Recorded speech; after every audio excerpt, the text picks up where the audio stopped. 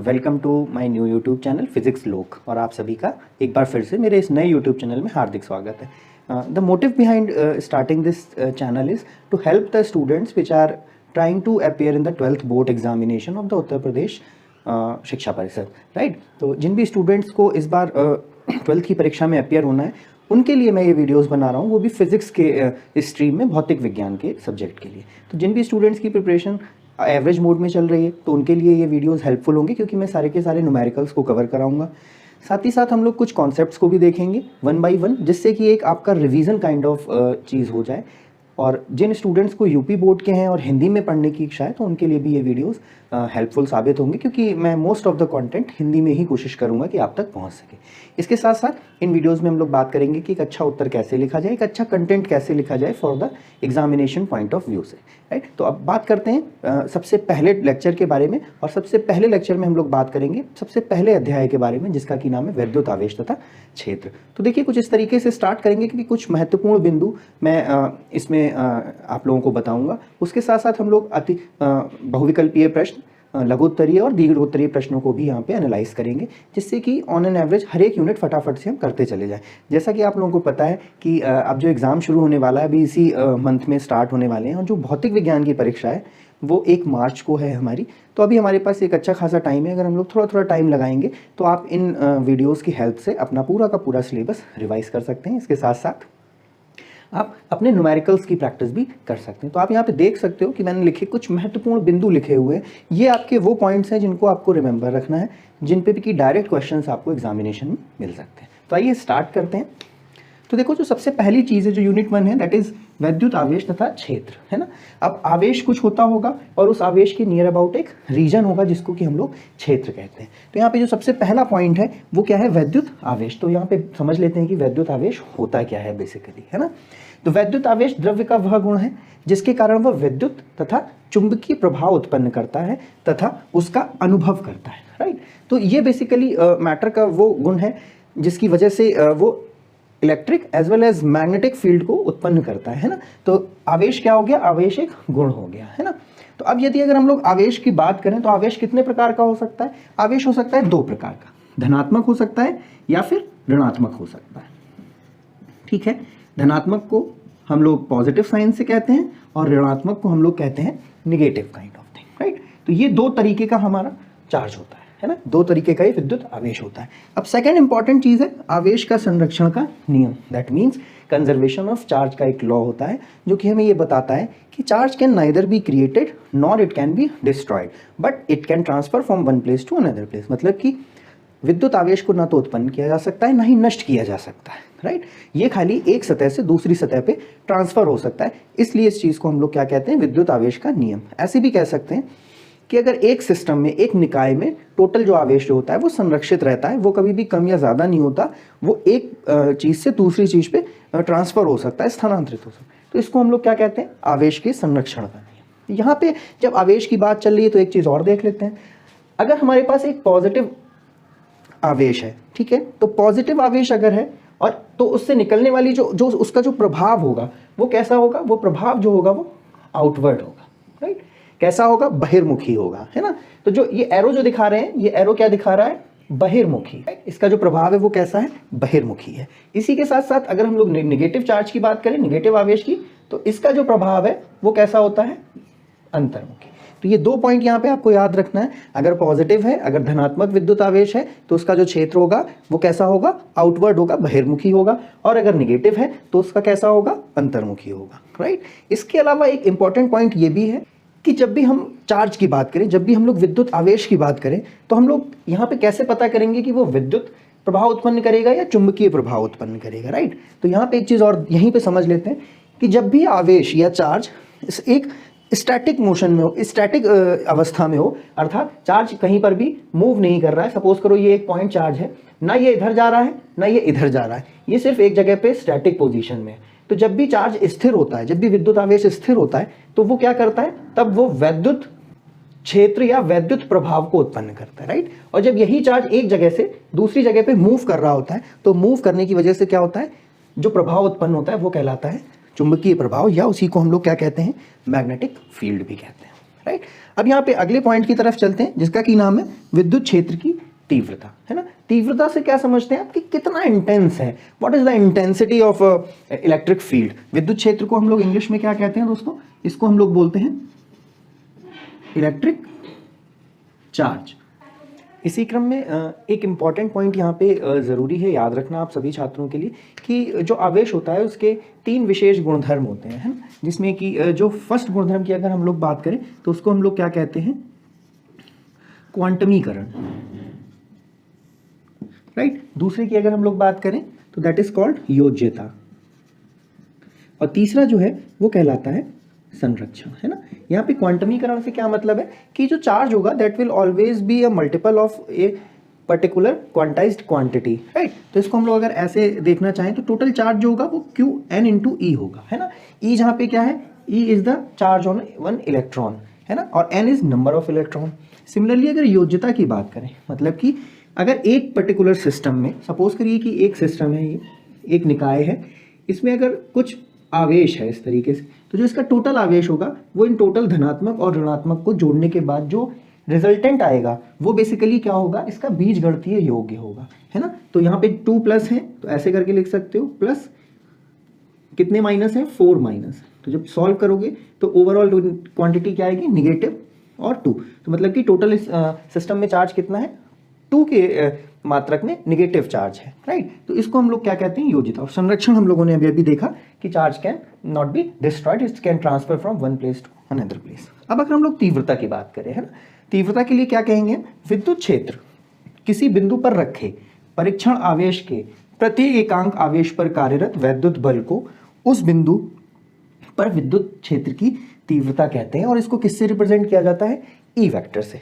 Vector क्यों, क्योंकि ये एक सदिश राशि होती है। कैसी राशि होती है, सदिश। इसमें मैग्नीट्यूड के साथ साथ डायरेक्शन भी होती है, परिमाण के साथ साथ इसमें एक दिशा भी होती है, इसीलिए हम लोग क्या कहते हैं, इसको वेक्टर राशि कहते हैं। वेक्टर कैसे डिफाइन किया जाएगा, तो इलेक्ट्रिक फील्ड की जो तीव्रता है that is called in English, हम लोग अगर बात करें तो क्या कहते हैं, इलेक्ट्रिक फील्ड इंटेंसिटी। विद्युत क्षेत्र की तीव्रता को कैसे रिप्रेजेंट किया जाता है, फोर्स पर यूनिट चार्ज, है ना। यूनिट चार्ज क्यों, एकांक आवेश पर, है ना।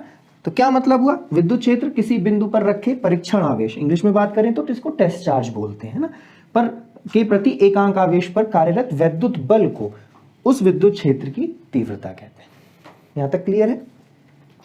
चौथा जो एक बेसिक इंपॉर्टेंट नियम है, क्या है वो नियम है कूलाम का नियम। कूलाम ने यह बताया कि अगर 2 स्टैटिक चार्जेस रखे हैं, मतलब कि किन्हीं 2 स्थिर बिंदु आवेशों के बीच कार्यरत वैद्युत बल, यहां तक समझ आ गया। 2 स्थिर बिंदुओं पे अगर 2 चार्ज रखे हुए हैं, सपोज करो कि एक पॉइंट ये है, एक पॉइंट ये है, 2 स्थिर बिंदु हैं, इस पे सपोज करो चार्ज Q रखा हुआ है, इस पे भी चार्ज क्या रखा हुआ है, Q2। ये Q1 चार्ज है, ये Q2 चार्ज है, ये पॉइंट P है और ये पॉइंट क्या है, Q है, राइट।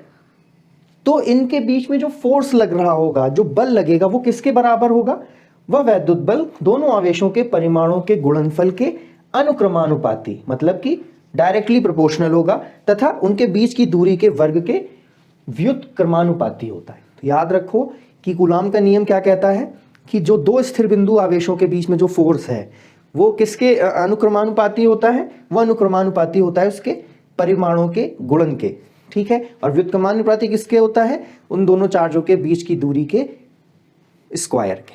तो इन्हीं दोनों को हमने अगर कंक्लूड कर दें, उन दोनों को अगर जोड़ दें तो क्या हो जाएगा, मतलब F is directly proportional to उनके मल्टीप्लिकेशन के डायरेक्टली प्रोपोर्शन, और 1/r² मतलब व्युत्क्रमानुपाती। तो जब ये प्रोपोर्शनलिटी कांस्टेंट हटता है तो यहाँ पे क्या आ जाता है, उसकी जगह आ जाता है 1/4πε0। इस चीज को बहुत जगह बुक्स में K भी लिखा रहता है, तो हम इसको क्या लिख सकते हैं, K Q1 Q2/r², राइट। तो ये क्या है, ये फोर्स निकालने का फॉर्मूला हो जाता है कूलाम के नियम से, अगर वो जो चार्ज है वो 2 बिंदुओं पे स्थिर हैं, मूव नहीं कर रहे हैं, राइट। नेक्स्ट इंपॉर्टेंट चीज क्या है, 5th पॉइंट है बिंदु आवेश के कारण जो उत्पन्न वैद्युत क्षेत्र होता है। मतलब कि अगर एक पॉइंट चार्ज रखा हुआ है, यहाँ पे पॉइंट चार्ज अगर Q है, तो इसके कारण इसकी जो सराउंडिंग में जो इलेक्ट्रिक फील्ड जनरेट होगी वो कितनी होगी, वो होगी 1/4πε0 Q/r²। तो ये हमें याद रखना है कि पॉइंट चार्ज की वजह से जो इलेक्ट्रिक फील्ड होती है उसकी वैल्यू क्या होती है 1/4 pi epsilon naught Q upon R square. यहाँ पे एप्सिलॉन नॉट क्या है, एप्सिलॉन नॉट होता है परमिटिविटी, है ना, किसी मीडियम की परमिटिविटी जो होती है वो कहलाती है एप्सिलॉन नॉट। निर्वात की परमिटिविटी को हम लोग एप्सिलॉन नॉट से रिप्रेजेंट करते हैं, वैक्यूम की, और अगर हम किसी मटेरियल में बात करेंगे तो यही चीज क्या हो जाएगी एप्सिलॉन आर, जिसको कि हम लोग क्या लिखते हैं epsilon naught into epsilon R, right. Next चीज आती है वैद्युत द्विध्रुव आघूर्ण। अब सबसे पहले तो ये पता होना चाहिए कि ये वैद्युत द्विध्रुव होता क्या है ना। तो देखो द्विध्रुव क्या होता है, द्विध्रुव होता है कि अगर एक पॉजिटिव चार्ज है और एक नेगेटिव चार्ज है, राइट, प्लस क्यू और माइनस क्यू, और ये दोनों के दोनों जो चार्जेस हैं ये एक दूसरे से कितनी दूरी पर रखे हैं, ट्वाइस ऑफ एल दूरी पे रखे हैं। तो जो चार्ज का और इस दूरी का जो मल्टीप्लीकेशन होगा वो क्या कहलाएगा, द्विध्रुव आघूर्ण, ठीक है। इसको हम रिप्रेजेंट करते हैं वेक्टर p से, जिसकी वैल्यू क्या है q इंटू 2l, जहां पे 2l क्या है, इनके बीच की दूरी है। ये एक वेक्टर क्वांटिटी होती है। लास्ट 7th पॉइंट इज एक समान विद्युत क्षेत्र में, अर्थात एक नॉन चेंजिंग, मतलब कि जो विद्युत क्षेत्र की जो तीव्रता है वो समय के साथ बदल नहीं रही है, वो एक कांस्टेंट है। ऐसे विद्युत क्षेत्र में स्थित विद्युत द्विध्रुव पर कार्यरत बल युग्म का जो आघूर्ण होता है वो क्या होता है, टाउ से रिप्रेजेंट करते हैं, और उसकी वैल्यू क्या होती है पी ई साइन थीटा। यहाँ पे इसको हम अगर वेक्टर रूप में लिखना चाहें वेक्टर के थ्रू, तो टाउ वेक्टर क्या हो जाएगा, P vector cross E vector, है ना। आपने अपने बेसिक्स में पढ़ा होगा कि जब हम दो वेक्टर्स का क्रॉस प्रोडक्ट निकालते हैं तो वो क्या होता है, उनके परिमाण इंटू उनके बीच के एंगल के साइन के मल्टीप्लिकेशन के बराबर होता है, राइट। और यहाँ पे जो लास्ट पॉइंट है वो क्या है, विद्युत द्विध्रुव की अक्षीय स्थिति में उत्पन्न वैद्युत क्षेत्र की जो तीव्रता होती है वो कितनी होती है 1/4 pi epsilon not 2p upon r cube, right. तो यहां तक हमने एक शॉर्ट में देखा कि फर्स्ट यूनिट में हमें क्या क्या पॉइंट्स हैं जो रिमेंबर रखने हैं। इसके अलावा के जो पॉइंट्स हैं वो हम लोग करेंगे अपने अगले सेशन में। वीडियो के इस भाग में हम लोग बात करेंगे विद्युत द्विध्रुव के बारे में, है ना। वैद्युत द्विध्रुव बेसिकली होता क्या है, तो वैद्युत द्विध्रुव परिमाण में समान परंतु विजातीय दो आवेशों प्लस क्यू तथा माइनस क्यू जिनके बीच की दूरी जो हो वो 2a हो, उसका ये एक युग्म होता है, ये उसका एक पेयर होता है ना। तो इसको हम लोग क्या कहते हैं, द्विध्रुव या डाइपोल भी कह सकते हैं। इंग्लिश में हम लोग बात करें तो इस चीज को हम लोग क्या कहते हैं स्टूडेंट, डाइपोल बोलते हैं इसको, है ना। तो अगर वैद्युत द्विध्रुव की बात हो रही है तो दो विजातीय सेम मैग्नीट्यूड के चार्जेस होंगे विद डिस्टेंस 2a। तो अगर इसका हम लोग द्विध्रुव आघूर्ण की बात करें, मोमेंट की बात करें, तो वो कितना हो जाएगा, उस चार्ज का multiplication with the distance between them, उनके बीच की जो दूरी है उसका मल्टीप्लीकेशन, गुणनफल किसके साथ में, उस चार्ज के मैग्नीट्यूड या परिमाण के साथ में, ठीक है। अब अगर हम लोग बात करें electric field at point P की, तो इस पॉजिटिव चार्ज की वजह से इस P पे कुछ इलेक्ट्रिक फील्ड लगेगा, इस माइनस Q की वजह से भी कुछ इलेक्ट्रिक फील्ड लगेगा, और इसका जो रिजल्टेंट इलेक्ट्रिक फील्ड होगा अगर हम उसकी बात करें तो वो क्या होगा, P upon 4 pi epsilon not epsilon not 1/a square plus r square की पावर 3/2। इसी को अगर हम लोग इक्विवेलेंट बात करें तो P/4 पाई एप्सिलॉन नॉट r क्यूब। इसको हमें हमेशा याद रखना है, ये इस कंडीशन में वैलिड है जब ये जो r की वैल्यू है ये इतनी ज़्यादा है कि ये a की वैल्यू से बहुत ज़्यादा है, मतलब कि ये जो पॉइंट P है ये बहुत दूर है कहीं और ये जो 2a है वो बहुत छोटा है, उस केस में तो हम कहेंगे कि ये एक पेयर बना रहा है, राइट। दूसरे पॉइंट की तरफ चलते हैं। वो क्या कहता है कि विद्युत क्षेत्र E का किसी लघु क्षेत्रफल अवयव डेल्टा S से गुजरने वाले किसी विद्युत क्षेत्र का फ्लक्स उस पृष्ठ S द्वारा परिबद्ध कुल आवेश का 1/ε0 गुना होता है। इसको अब हम लोग यहाँ पे एक बार ध्यान से देखने की कोशिश करते हैं।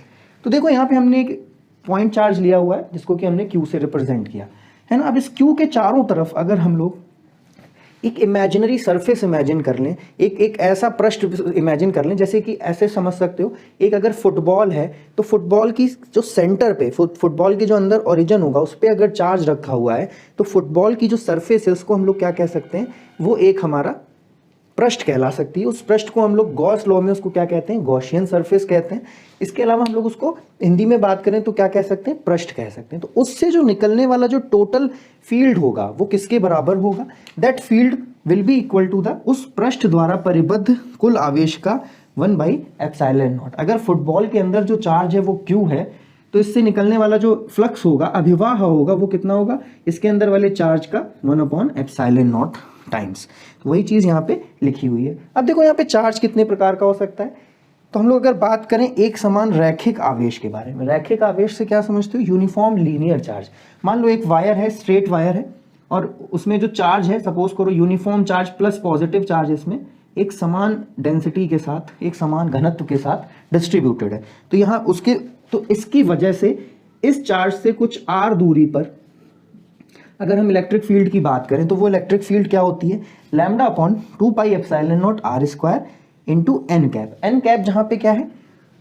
इस पॉइंट P के लंबवत डायरेक्शन है, ठीक। अगर पॉइंट P यहां पे है तो ये एन कैप किधर हो जाएगा? इस डायरेक्शन में। तो ये डायरेक्शन अगर x है तो ये कौन सी हो जाएगी? -x। तो ये x हो जाएगी। अगर इस पॉइंट P पे हम लोग डायरेक्शन की बात करें तो वो क्या हो जाएगा? ax direction. सिमिलरली अगर यहाँ पे बात करें तो -ax यूनिट वेक्टर हो जाएगा, राइट। और लैम्डा क्या है यहाँ पे? Lambda is basically the density of charge या घनत्व, रेखीय चार्ज का घनत्व। उसी प्रकार अगर हम लोग पृष्ठीय आवेश के लिए बात करें, मतलब कि यूनिफॉर्म सरफेस चार्ज के लिए, तो उस केस में हमारा जो इलेक्ट्रिक फील्ड होती है वो कितनी होती है? Sigma upon 2 epsilon not an cap, right. अब अगर हम लोग सरफेस चार्ज को देखना चाहें तो कुछ सरफेस चार्ज, अगर सपोज करो एक सरफेस है, एक रेक्टेंगुलर सरफेस है, और इसमें अगर हमने कहीं पे चार्ज डिस्ट्रीब्यूट किया हुआ है, ठीक है, तो इससे निकलने वाला जो चार्ज होगा, जो एरिया का जो वेक्टर होगा, है ना, जो ये जो यूनिट वेक्टर है, जो डायरेक्शन वेक्टर है, वो कैसा होगा? वो इसके परपेंडिकुलर या तो इधर साइड होगा या इधर साइड होगा। और ये छोटे छोटे फॉर्मूलाज हैं जिन्हें आपको बहुत अच्छे से रिमेंबर रखना है। इनके प्रूफ्स भी हैं, एग्जाम्स में ये प्रूफ्स भी पूछे जाते हैं। अब यहाँ पे एक बात कर लेते हैं छोटी सी डेफिनेशन के बारे में, विद्युत क्षेत्र के बारे में, राइट। विद्युत क्षेत्र अगर हम लोग एक लेमैन लैंग्वेज में बात करें, आसान भाषा में, तो विद्युत क्षेत्र वह क्षेत्र होता है उस बिंदु चार्ज के चारों तरफ जिसमें कि वो उस के प्रभाव को फील कर सकता है ना। तो विद्युत क्षेत्र, सपोज करो एक पॉइंट चार्ज है Q, ठीक है। अब इस Q के नियर अबाउट का वो रीजन जिसमें हम इस चार्ज के प्रभाव को फील कर सकते हैं, वो कहलाता है उसका विद्युत क्षेत्र, है ना। अब यहीं पे बात करेंगे हम लोग आज गॉस लॉ की, जो कि बहुत इंपॉर्टेंट है परीक्षा की दृष्टि से। जनरली गॉस लॉ का प्रूफ, गॉस लॉ का स्टेटमेंट, गॉस लॉ पे न्यूमेरिकल्स एग्जाम में पूछे ही जाते हैं। 5 नंबर में जरूर ये प्रश्न पूछा जाता है, ठीक है। तो अगर हम लोग गॉस के सिद्धांत की बात करें तो वो क्या कहता है? एज इट इज, इन्हीं शब्दों को आपको पेपर में लिखना है कि किसी बंद पृष्ठ या सरफेस एस से गुजरने वाले विद्युत क्षेत्र का फ्लक्स उस पृष्ठ एस द्वारा परिबद्ध कुल आवेश का 1/ε0 गुना होता है ना। अब यहाँ पे हमें पता होना चाहिए कि फ्लक्स किसे कहते हैं। हिंदी में फ्लक्स को क्या कहते हैं? अभिवाह, है ना। और इसको रिप्रेजेंट कैसे किया जाता है? इसको रिप्रेजेंट किया जाता है फाई से, ठीक है। और इसकी वैल्यू जो होती है वो किसके बराबर होती है? उस फील्ड के इनटू उस एरिया के, उस इंक्रीमेंटल एरिया के मल्टीप्लीकेशन के बराबर, ठीक है। तो यहाँ पे इन्होंने क्या कहा? किसी बंद पृष्ठ, इंपॉर्टेंट चीज क्या है? पृष्ठ कैसा होना चाहिए? बंद होना चाहिए, खुला नहीं होना चाहिए, ठीक है। तो सपोज करो यहाँ पे एक चार्ज रखा हुआ है, इस चार्ज के चारों तरफ हमने एक 3D में एक कर्व्ड सरफेस मान ली। तो इस सरफेस को ही हम लोग क्या कहते हैं? गॉसियन सरफेस, ठीक है। इस गॉसियन सरफेस को हम लोग कई बार एस से रिप्रेजेंट करेंगे एग्जाम में, कई बार डेल्टा एस से भी किया जाता है ना, तो घबराने की जरूरत नहीं है। कई बार इसको ds से रिप्रेजेंट करते हैं। तो अगर हम लोग इस सरफेस की बात करें, राइट, तो इस सरफेस को कैसा होना पड़ेगा? इस सरफेस को बंद होना पड़ेगा, अर्थात क्लोज्ड होना पड़ेगा। तो किसी भी क्लोज्ड सरफेस से, किसी भी बंद पृष्ठ से गुजरने वाला जो विद्युत क्षेत्र का फ्लक्स है, वो उस पृष्ठ द्वारा परिबद्ध कुल आवेश का, इसके अंदर कितना आवेश है टोटल? Q, उसका 1/ε0 होता है। तो सीधी सी बात क्या है कि जो इस सरफेस पे जो फ्लक्स होगा वो क्या होगा? Q/ε0 होगा, ठीक है। वो क्या होगा? Q/ε0। और इसी को हम लोग क्या कहते हैं? गॉस लॉ कहते हैं।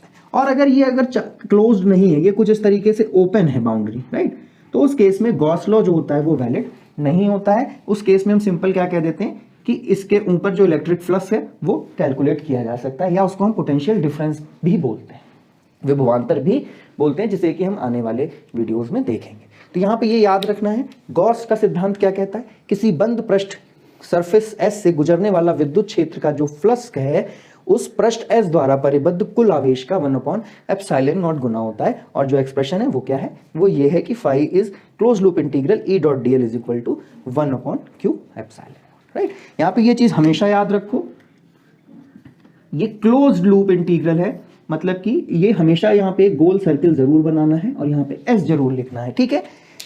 ये बिंदु क्या बताता है कि इंटीग्रल क्लोज लूप एस मतलब सरफेस के लिए, है ना, इस पूरी की पूरी सरफेस एस के लिए हम इस इंटीग्रल को देख रहे हैं। इसको और कैसे समझ सकते हो, क्लोज लूप का मतलब और ds का मतलब क्या है, हमने इसको एक छोटे से एरिया पे, सपोज करो अगर ये मेरा ds है और ये पूरी सरफेस जो है वो क्या है, कैपिटल S है, तो हम कैसे इस प्रभाव को कैसे देखेंगे, तो इस प्रभाव को हम पहले इस छोटे से पार्ट पे एनालाइज करेंगे, फिर तमाम छोटे छोटे पार्ट्स को क्या कर देंगे, हम जोड़ देंगे, तो जोड़ने पे क्या होगा, हमें टोटल फ्लक्स मिल जाएगा। और उसी टोटल फ्लक्स को, उसी टोटल विद्युत क्षेत्र के फ्लक्स को लिखने के लिए हमने क्या लिखा, क्लोज लूप इंटीग्रल। क्यों, इंटीग्रल क्या होता है, बेसिकली इंटीग्रल इज समेशन, मतलब कि छोटे छोटे को हमने एक साथ जोड़ दिया।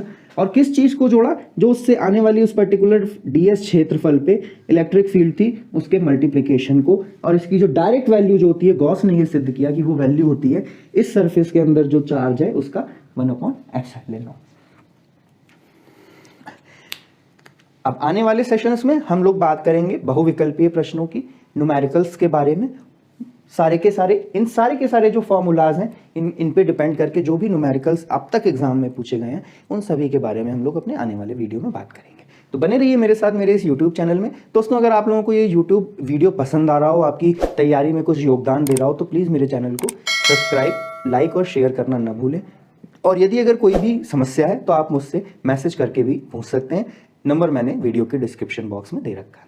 टिल देन बने रहिए मेरे साथ मेरे इस यूट्यूब चैनल पे। Thank you.